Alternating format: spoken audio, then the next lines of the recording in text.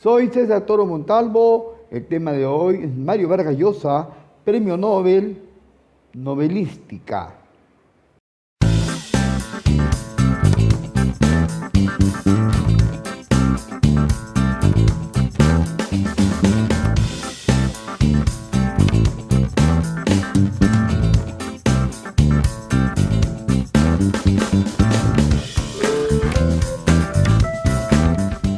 Mario Vargas Llosa constituye, por su alto predicamento alcanzado, como el escritor universal en habla hispana y a través de todos los idiomas del mundo. La obtención del Premio Nobel en 2010 ha constituido también que nuestro país sea el país de la literatura.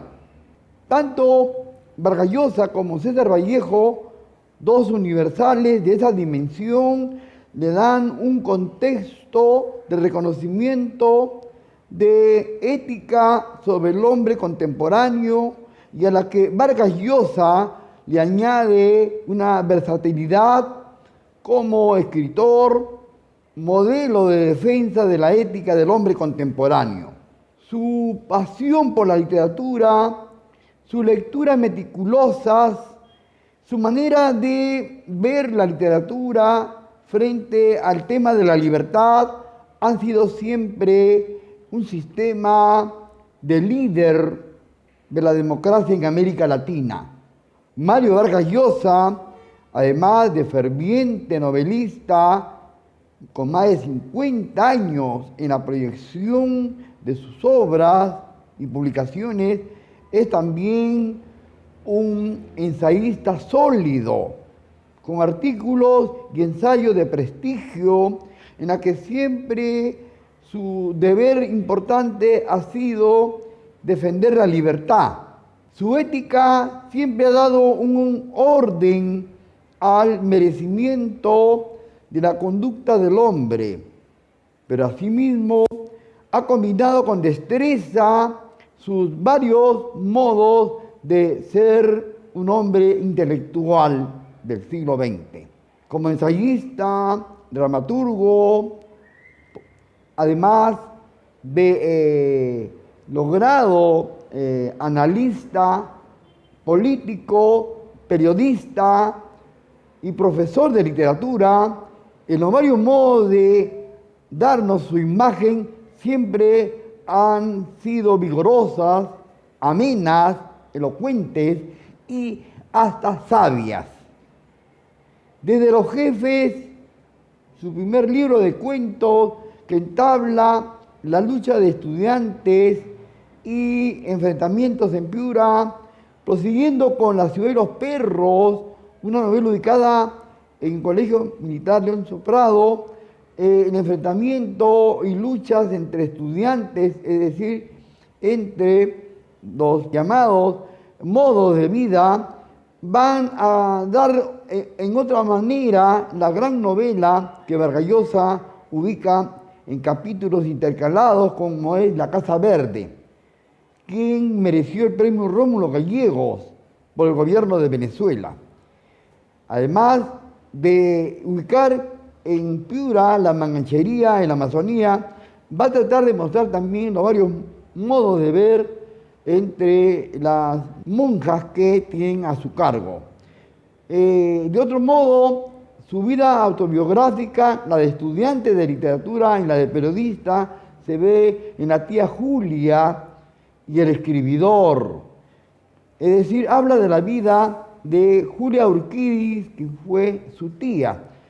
De otro modo, va a ir desenvolviendo su obra hacia un diálogo que demora 4 horas entre Negro Ambrosio y un periodista en conversación en la catedral que habla del oncenio de Odría.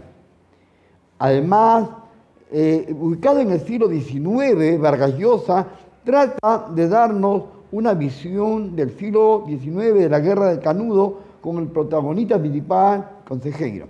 Y así podíamos ir acumulando las 3 novelas de origen político e ideológico, ¿Quién mató a Martín Molero?, Lituma de los Andes, Historia de Maita.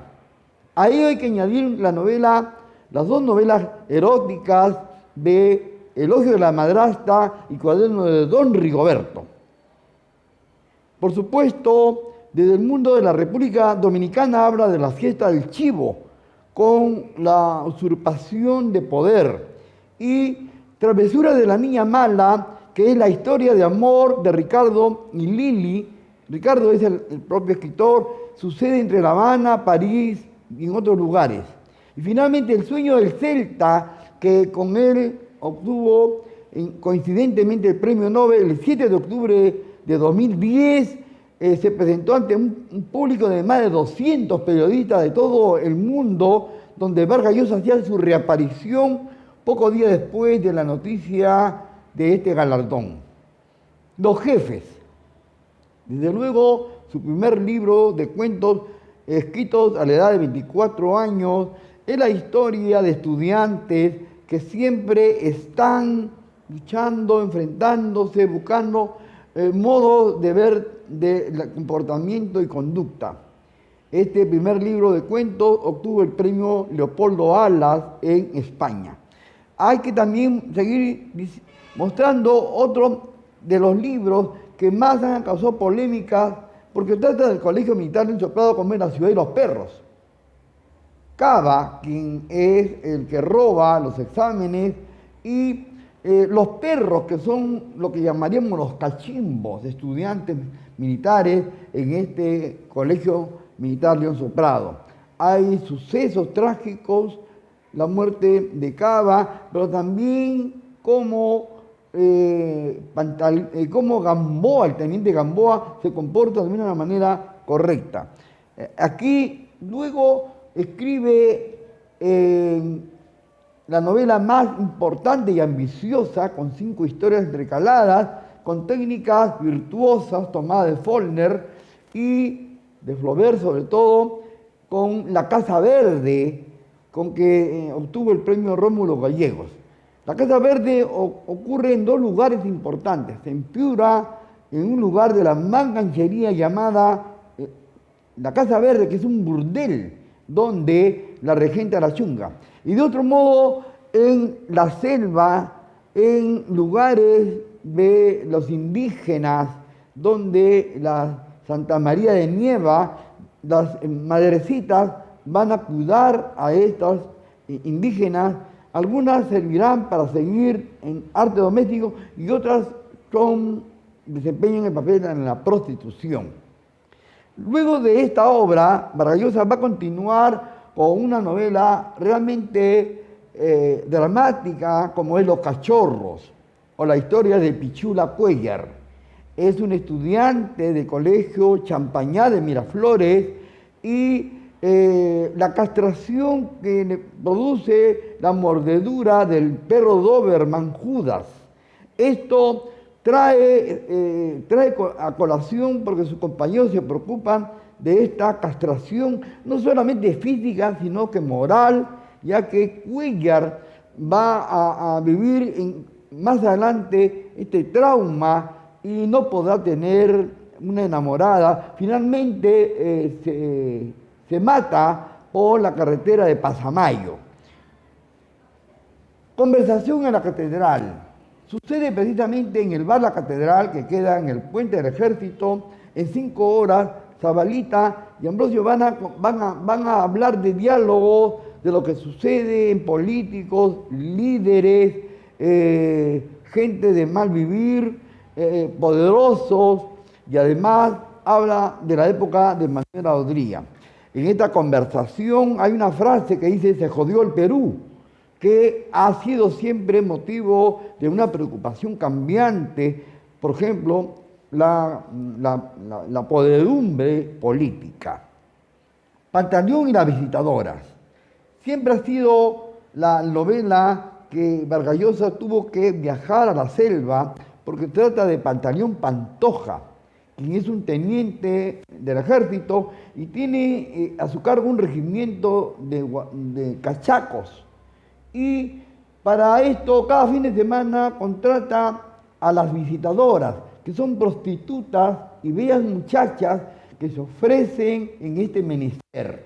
Es una novela erótica, es abrupta, pero también muestra la imagen de cómo la corrupción militar está siempre en torno de ellos.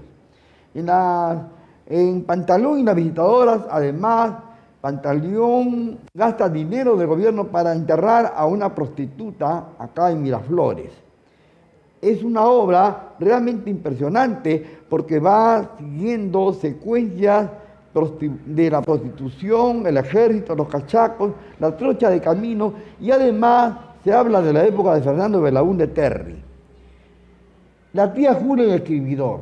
Siempre ha sido esta una novela autobiográfica, la del joven estudiante de literatura, con Julia María Urquidis, que fue su tía, y además con ella se casa. Pero además, aquí Vargas Llosa revive la época en que su profesor Raúl Porra Barnechea, sus incursiones en el diario de la Crónica, y también el primer escritor joven. Y la tía Julia es quien lo va a tener a su cargo como compañera. Vargas Llosa luego se desvía hacia otro ámbito, hacia Brasil. En pleno siglo XIX habla de las guerras del Canudo. Y el personaje principal es el O Consejeiros. Es una especie de Moisés, de luchador, de hombre ideólogo, pero también de fe religiosa. El consejero es un hombre de avanzada edad, un sabio, y se van a ver también las guerras de enfrentamiento en estos momentos de la guerra en los Canudos en Brasil. Es sin duda la novela total de Vargas Llosa, tan igual o comparable con La Casa Verde y Conversación en la Catedral. La Guerra del Fin del Mundo constituye también un fresco novelesco histórico, mitológico y biográfico de Brasil del siglo XIX. En esta novela, Vargas Llosa gastó un buen tiempo en lecturas de historiadores, viajeros, cronistas, sobre todo de Euclides da Cunha, leyendo su obra O Sertão, es decir, Los Sertaos. Toda la novela en sí habla de este mundo montañoso de la selva brasileña. Haremos que también Vargas Llosa iniciará una saga de novelas ya políticas, Historia de Maita. Novela que habla de Maita, es un revolucionario, un ideólogo, un troquista que va adoctrinando ideas y cómo también ubica en la sierra peruana un mundo especial, caótico, militar y de enfrentamiento entre gente de la revolución, de Sendero, etc. Otra novela que constituye un hecho trágico es ¿Quién mató a Martín Molero? Molero es un aviador que va presentando cuadros y un día aparece colgado de un árbol muerto y Lituma lo ve y toda la obra va a tratar de por qué murió, cuáles fueron los motivos de su muerte y cómo este avionero que era siempre era disciplinado, sin embargo tenía vida licenciosa con las mujeres. Acudía a los bares y de pronto un día desapareció y nunca volvió a verse. Por eso el enigmatismo novelesco de Vargas Llosa es mostrar este hecho casi un poco, digamos, incierto. El hablador. Para mí es una novela que habla de las tradiciones de la Amazonía. Como su nombre lo dice, es un versátil hombre anónimo que cuenta mitos, leyendas, historias de dioses, de los ríos amazónicos, de la gente de vivir, de cómo se transforma la naturaleza en hombres, en pájaros, en aves. Y además el hablador siempre ha sido un protagonista mitológico a la que Vargas Llosa le da un encanto entre novela, obra mitológica, testimonio, en fin.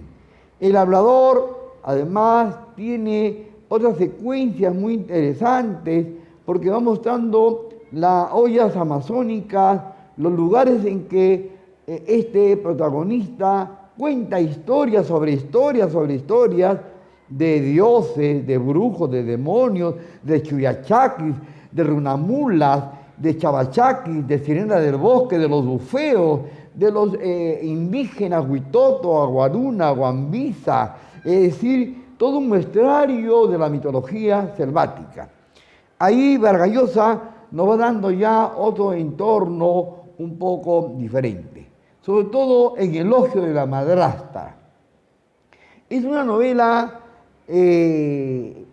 erótica de un niño Fonchito que es un nieto y le gusta guaitar por la entrerrija de la puerta para ver a doña Lucrecia, que es la madre, y va dando una visión de cómo Fonchito se comporta cerca de ver escenas eróticas con don Rigoberto, quien es su esposo. Fonchito además se queda plasmado porque es un niño inocente, ve imágenes eróticas de su madrastra Lucrecia.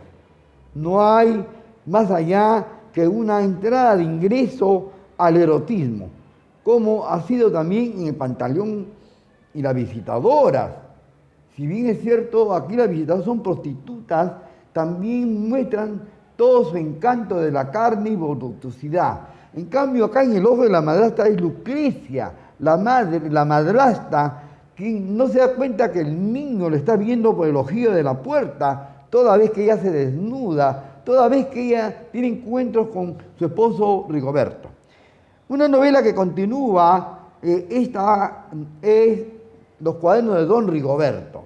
Él escribe aquí todo lo que le sucede en la vida con doña Lucrecia, pero habla también del arte, la literatura, la política, la moralidad, etc. Aquí aparece Fonchito ya más grande y le pide disculpas y perdón a su madrastra Lucrecia por todo lo que le ha ocasionado, lo que él vio de ella y con él, y además recordemos que ya Lucrecia se había separado de su esposo Rigoberto, y Fonchito a todo dar trata de que unan y vuelvan nuevamente a su vida normal de antes.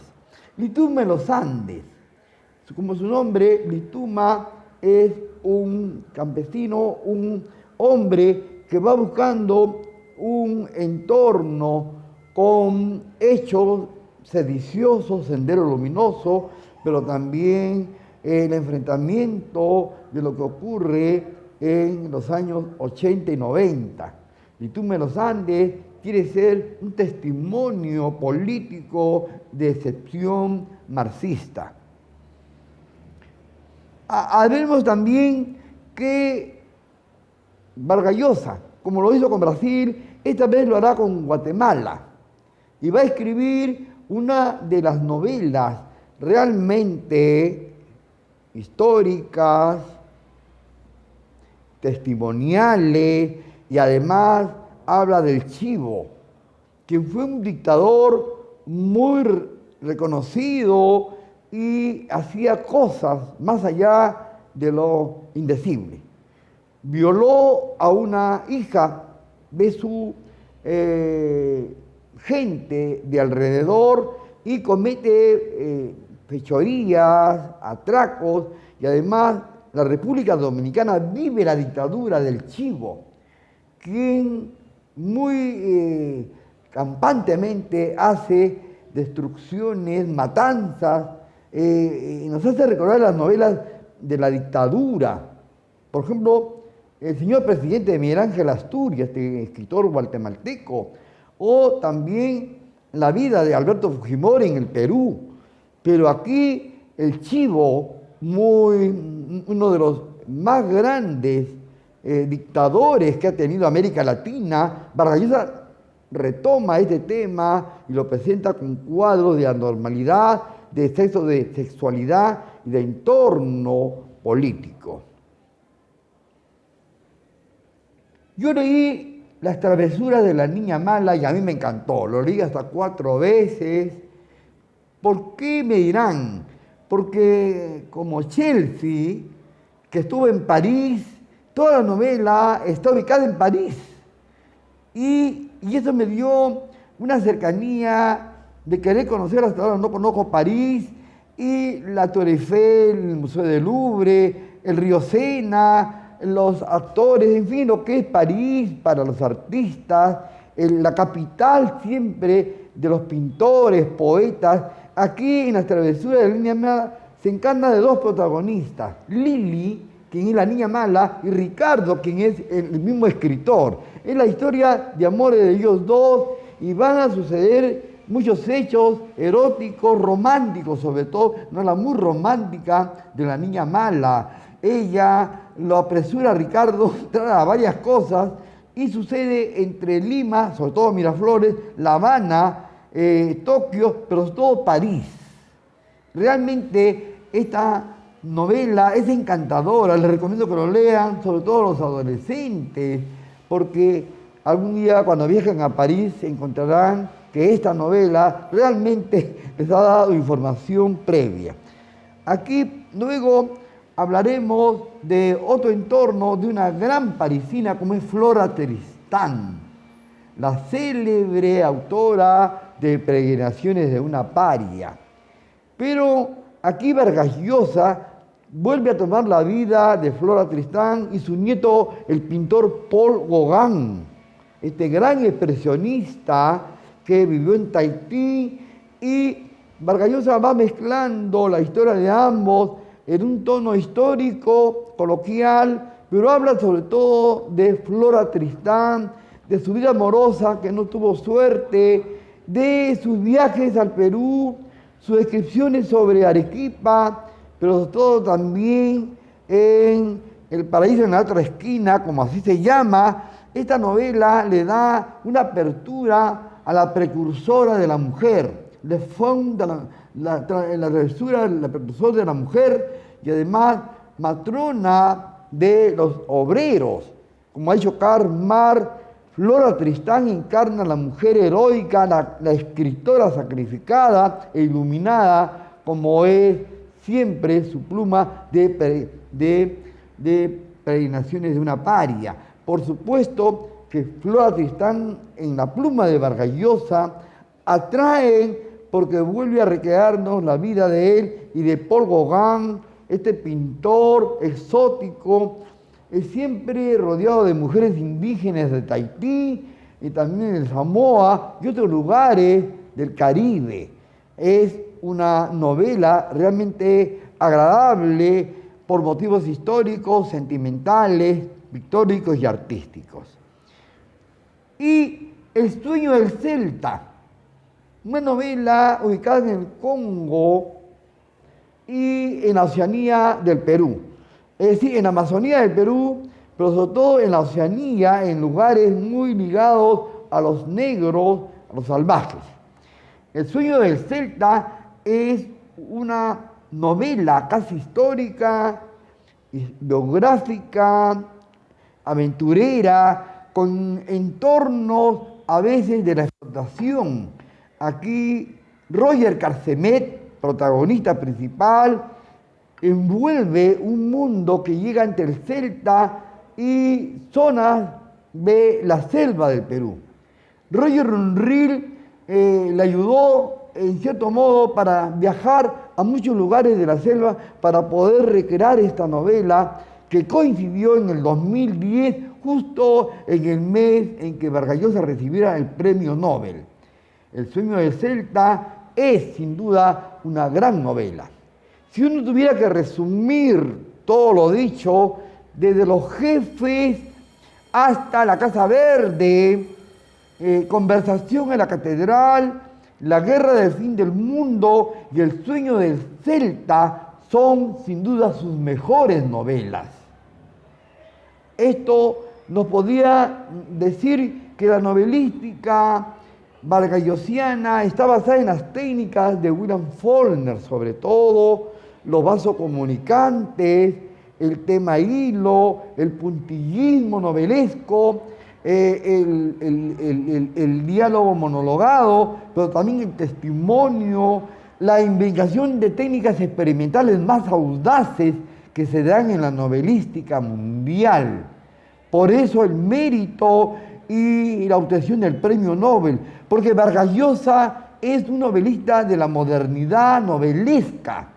Por esto que nos va mostrando las formas como el flyback tomada del cine, pero también las técnicas del testimonio, la historia, la autobiografía, la apreciación personal de temas diversos, desde el amor hasta la política, desde la dictadura hasta los temas revolucionarios de Sendero Luminoso, desde temas de la costa, Miraflores, Lima, con temas de Europa, París, Londres, donde siempre permaneció, pero también España. Recordemos que Mario Vargas Llosa se nacionalizó español y tiene en su haber dos patrias, el Perú y España.